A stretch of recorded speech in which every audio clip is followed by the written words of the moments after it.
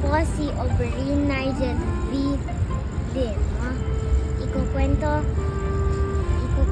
ang isang alamat na nagbigay ng inspirasyon sa marami. Ang alamat ng magdirimang may gintong puso. Ito ay tungkol kay Lakan, isang batang tagabayan ng Bintian. Siya ay mabait, matulungin at matapang. Pangarap niyang maging magdirigma, hindi para makipaglaban, kundi para tumulong at magprotekta sa kanyang mga kababayan. Isang araw ay dumating na mga masamang tao na nagnakaw at nanakot. Hindi natakot si Lakan. Hinarap niya ang mga ito at pinagsabihan na mali ang kanilang ginagawa.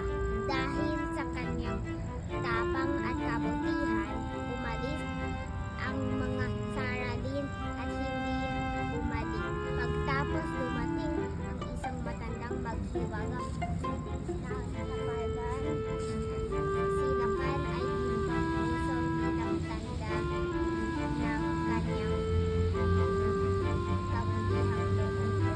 Mula noon, tinawag siyang ang magdirigma, may gintong puso.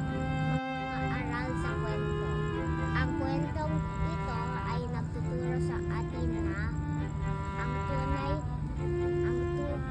na magdirigma ay hindi nananakit, kundi nagtatanggol at nagmamahal. Hindi kailangan ng lakas o sandata upang maging bayani. Ang kabutihan at tapang ng puso ay sapat. Naway maging paalala ito sa ating lahat na ang tunay na tapang ay magmumula sa mabuting puso. Ang kabutihan ay sandatang walang talo at ang puso marunong magmahal ay tunay na bayani. Maraming salamat po at sana ay maging magdirigma, may gintong puso rin kayo.